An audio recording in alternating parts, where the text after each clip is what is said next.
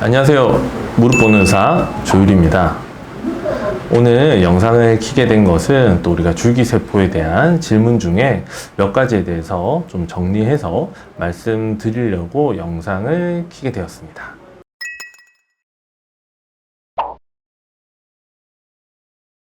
우리가 줄기세포 이식술이라고 하면 보통 저희가 이제 줄기세포만 탁 이식하는 것을 사실은 말하기는 합니다. 근데 실제로 우리가 줄기세포 이식술을 받아야 되는 분들의 대부분이 우리가 내반 변형이라는 오다리 변형을 동반하고 있기 때문에 근위경골 절골술이라는 다리 모양을 똑바로 잡아주는, 결국 오다리를 좀 펴주는 수술을 동시에 하게 되는 경우가 굉장히 많은데요. 5분 정도 저희가 줄기세포 이식 수술을 하면 우리가 한 그 4분 정도는 우리가 근위경골 절골술을 같이 하게 됩니다. 그래서 실제로 환자분들은 내가 줄기세포 이식 수술 받았다고 알고 계시지만 그 수술 중에 있어서 큰 부분이 근위경골 절골술이 사실 들어가게 됩니다. 추후에 1년 뒤에 금속판을 제거해야 된다고 들으셨다면 줄기세포 이식 수술만 하신 건 아니고 근위경골 절골술을 같이 하신 것이 맞습니다.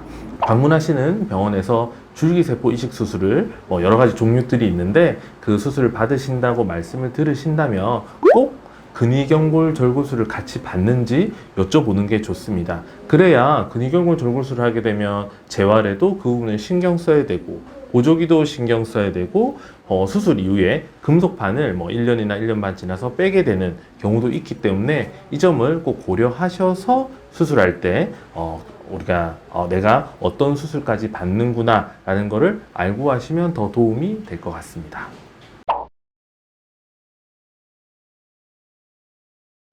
줄기세포 이식 수술은 실제로 나이에 제한은 없습니다. 우리가 나이가 어려도 나이가 많아도 특별히 제한 사항은 없습니다. 근데 앞서 말씀드린 것과 좀 연관성이 있습니다.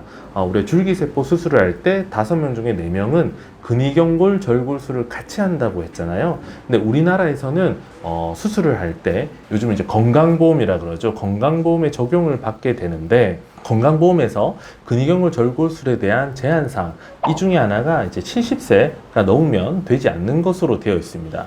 그렇지만 우리가 이제 나이는 그렇지만 생물학적으로는 다리가 매우 건강할 수 있고 그리고 근력도 좋은 분들이 있을 수 있습니다. 그래서 이 경우에는 근위경골 절골술을 포함한 줄기세포 수술을 할 수는 있지만 근위경골 절골술이 건강보험 적용을 받을 수는 없는 것을 알고 하셔야 됩니다. 그래서 이 수술 비용을 그렇게 포함시킬지 뺄지에 대해서는 주치 원장님과 우리 교수님과 잘 상의해서 결정을 해야 되는 부분인데 실제로 건강보험에서는 70세를 기준으로 근위경골 절골술을 제한하고 있다라는 것을 알고 받으시는 것이 좋을 것 같습니다.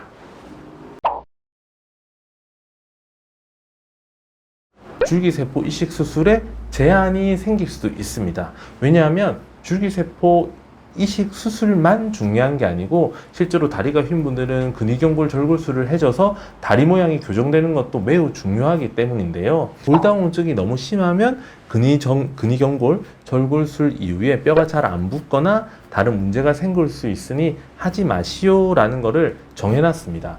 요약하면 골다공증이 심한 분은 근위경골 절골술을 받을 때 제한사항이 생기기 때문에 이 점을 꼭 양지하셔서 줄기세포 이식 수술을 결정하실 때 도움을 받아야 됩니다. 그럼 그걸 어떻게 확인하냐고요? 실제로 내가 수술을 앞두고 있을 때 골밀도 검사를 해보면 그건 알 수가 있습니다. 즉 내가 골밀도가 괜찮으면 전혀 상관이 없지만 내가 골밀도가 평소에 약하다고 얘기가 들으셨다면 근위경골 절골술이나 줄기세포 이식 수술을 할 때 원장님께 꼭 내 상태가 어떠한지 직접 여쭤보시고 결정하시기를 바랍니다.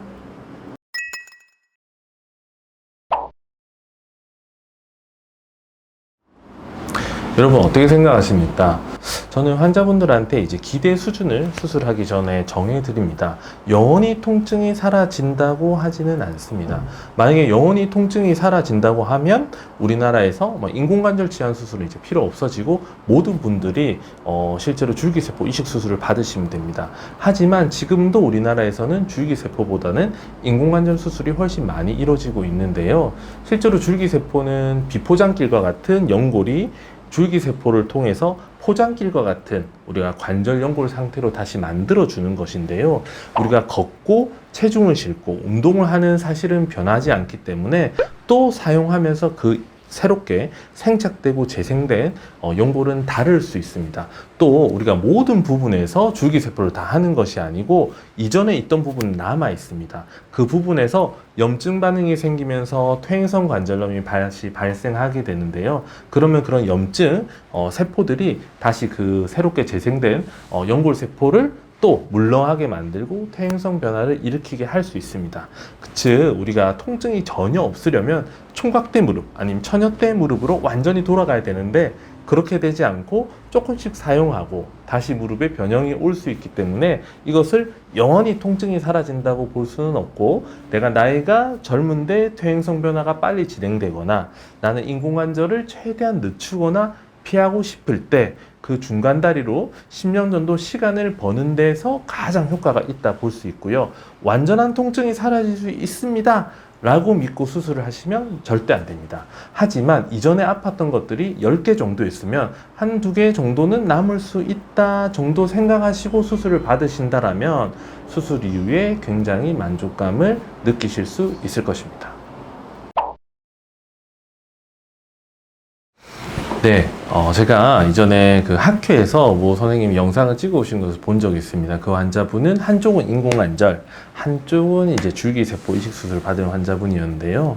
우리가 두 가지로 좀 비교를 해볼 수 있어요. 하나는 통증이 얼마나 사라졌는가, 두 번째는 얼마나 자연스러운가, 이걸 볼 수 있는데요. 우리가 인공관절은 실제로 통증은 많이 줄어드는데 환자분들이 대부분 말씀하시는 게 약간 부자연스럽다는 것을 보통 호소를 하십니다.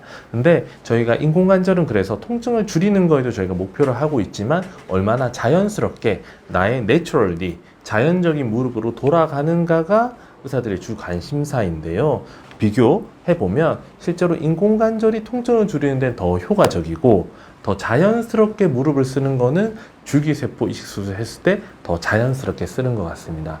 왜냐하면 무릎에 단순히 연골만 있는 게 아니고 저희가 뭐 십자인대도 있고 측부인대도 있고 다른 반월상 연골도 있게 되는데요. 그 인공관절을 한 무릎 같은 경우에는 이러한 것들이 다 사라지게 됩니다. 이런 것들이 사라지고 실제로 십자인대, 후방 십자인대 기능이 없어지고 모든 연골들이 사라지고 인공물들이 이렇게 대체하기 때문에 우리가 수술 이후에 통증은 없지만 예전과는 조금 다른 느낌, 내가 운동은 안 될 것 같고 뭐 걷는데 통증 없이 지내는 데는 큰 문제 없겠어 정도로 얘기합니다. 그래서 우리가 인공관절을 하고 나면 뭐 등산이나 뭐 강한 스포츠 같은 거는 좀 피하라고 하는데, 왜냐하면 기존의 우리의 느낌과 다르기 때문에 크게 다칠 수 있기 때문인데요. 단 이제 줄기세포를 한 무릎은 대부분 십자인대나 이런 구조물들이 남아있는 경우가 많습니다. 그래서 통증은 조금 남아있더라도 인공관절 치환술을 받은 무릎에 비해서는 훨씬 자연스러울 수 있습니다. 그래서 내가 나이가 좀 젊고 나는 운동을 좋아하고 등산을 좋아하고 이런 활동도가 좀 높으신 분이라면 줄기세포 수술을 통해서 좀 더 자연스러운 무릎, 물론 통증이 좀 있겠지만 자연스러운 무릎으로 다시 돌아가는 것이 좋고, 나는 통증이 너무 싫어, 나는 통증 없는 게 1번이야 이런 분들은 줄기세포보다는 인공관절 치환 수술을 받으셔서 우리가 좀 더 본인한테 맞는 그런 수술 후의 결과를 얻도록 수술 방법을 결정하시면 좀 더 도움이 될 것 같습니다.